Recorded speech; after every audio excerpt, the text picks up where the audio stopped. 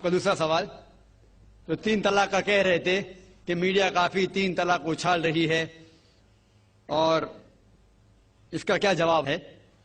افسوس کی بات ہے کہ معاشرے میں، مسلمان کے معاشرے میں 3 قسم کی طلاق ہے۔ مسلمان کے معاشرے میں، سوسائٹی میں، ایک طلاق بدعت، طلاق طلاق طلاق ایک ساتھ میں ہو جاتی ہے۔ ایک طلاق حسن، جو طلاق دو، 1 ماہ رکو حیض کے لیے، پھر طلاق دو، پھر رکو، پھر تیسرا طلاق دو۔ اور تیسرا طلاق کے حسن، جو بالکل صحیح طریقہ ہے، جو قرآن شریف کی ہے، طلاق دو اور 3 ماہ رکو۔ قرآن کی آیت ہے سورہ بقرہ میں، سورہ نمبر 2 آیت نمبر 228 میں لکھا ہوا ہے کہ جب بھی آپ طلاق دیں گے تو 3 ماہ یا 3 حیض کی عدت ہے، تو طلاق پورے مکمل ہونے کے لیے 3 حیض یا 3 ماہ، 3 مینسٹرل سائیکل اور 3 منتھلی کورسز مسٹ ہے، کمپلسری ہے۔ افسوس کی بات ہے کہ یہ جو اختلاف امت میں ہے اس کی ایک وجہ ہے۔ ایک صحیح حدیث ابن عباس رضی اللہ عنہ وہ فرماتے ہیں کہ محمد صلی اللہ علیہ وسلم کے دور میں 3 طلاق ایک ہی مانی جاتی تھی۔ حضرت ابو بکر کے دور میں 3 طلاق ایک ہی مانی جاتی تھی۔ حضرت عمر کے پہلے 2 سال کے دور میں 3 طلاق ایک ہی مانی جاتی تھی، لیکن اس کے بعد حضرت عمر رضی اللہ عنہ اس سچویشن کو دیکھ کے وہ کہتے اگر کوئی شخص 3 دے دیا تو 3 ہو جاتی ہے۔ اس حدیث کی وجہ سے جو اختلاف امت میں ہے، اور کئی علماء میں اختلاف ہے، لیکن علماء میں اختلاف ہے، رہیں گا ایک منچ پہ آئیں گے کہ اللہ عالم۔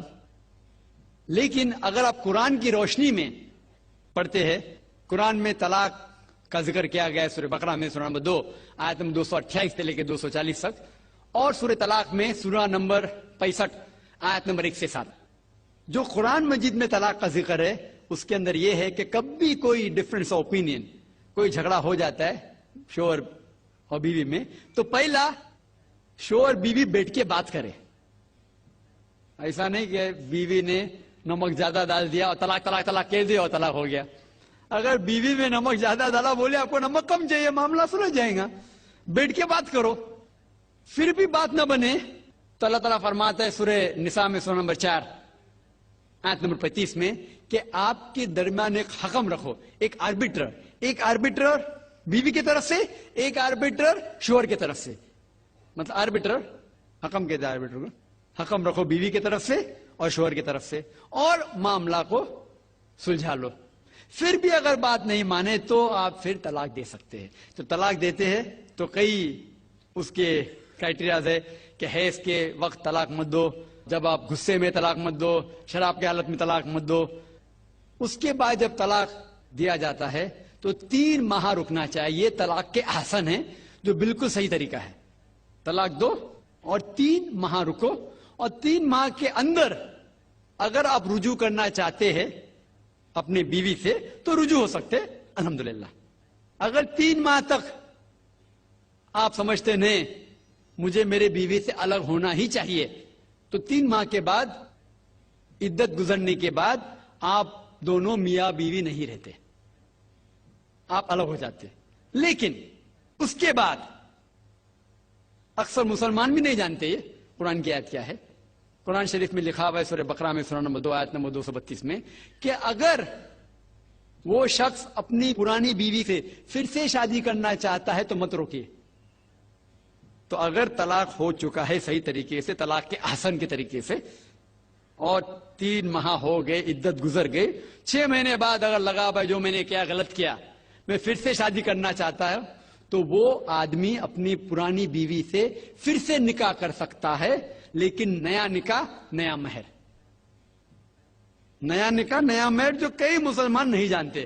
افسوس کی بات ہے کہ ہم مسلمان قرآن کو ترجمے کے ساتھ پڑھے ہی نہیں، صحیح حدیث کو ترجمے کے ساتھ پڑھے ہی نہیں۔ اگر ہم قرآن شریف کو صحیح طریقے سے پڑھیں گے اور صحیح حدیث پہ عمل کریں گے تو یہ جو غلط فہمیاں ہیں دور ہوئیں گی،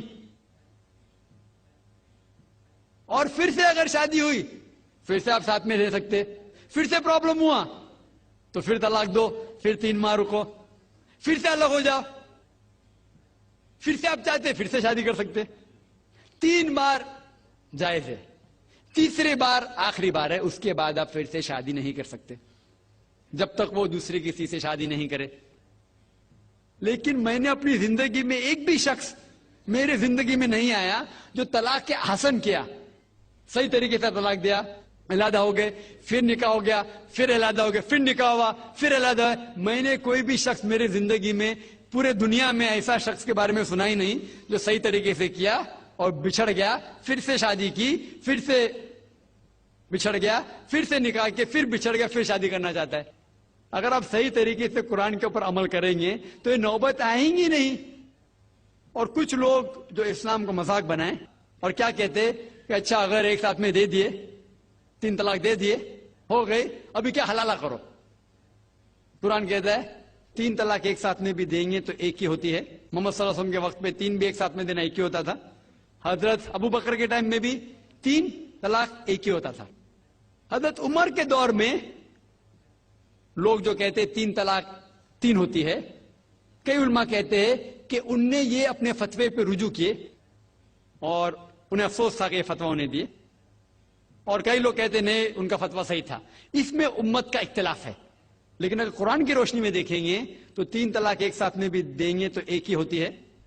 حضرت عمر کے دور میں رضی اللہ عنہ انہوں نے کہا تھا کہ ہم اسے کہہ نہیں سکتے کیا وہ غلط ہے، لیکن علماء یہ کہتے ہیں، مثال تو ابن تیمیہ، شیخ ابن تیمیہ، وہ کہتے ہیں کہ یہ حضرت عمر میں اللہ بھی پلیز رضی اللہ عنہ، وہ محمد صلی اللہ علیہ وسلم نے جو کہا اس کے اوپر نہیں ہے، اسی لیے ہمیں بات ماننا چاہیے قرآن اور اللہ کے رسول کی۔ اس کے اندر حضرت عمر میں اللہ بھی پلیز رضی اللہ عنہ انہوں نے رجوع کیا، اسی لیے وہ کہتے کہ 3 طلاق بھی ہوئیں گی تو ایک ہی ہوتی ہے، 3 نہیں ہوتی۔ اس میں امت کا اختلاف اس لیے ہے کہ ہم نے قرآن پڑھے ہی نہیں۔ ہم اگر قرآن پڑھیں گے صحیح طریقے سے اور جانے، کئی لوگ یہ سمجھتے ہیں کہ طلاق کے لیے 3 بار بولنا ضروری ہے، اگر 3 بار نہیں کہیں گے طلاق ہوتی ہی نہیں۔ وہ ان کی نادانی ہے، وہ ان کی جہالت ہے۔ تو ہمیں کیا کرنا چاہیے؟ یہ میڈیا اچھال رہی ہے، ہم مسلمانوں کو یہ طلاق کا طریقہ جو صحیح طریقہ ہے طلاق کے حسن، اس کو عام کرنا چاہیے، اور یہ کہنا چاہیے کس بنیاد پہ طلاق دی جا سکتی ہے، کب دی جا سکتی ہے، کیسے موقع پہ دی جا سکتی ہے، دینا چاہیے کہ نہیں۔ تو یہ سب اگر ہم مسلمان عام کریں گے تو انشاءاللہ یہ اختلاف جو امت میں ہے وہ نہیں رہیں گا، اور میڈیا اسے اچھال رہی ہے۔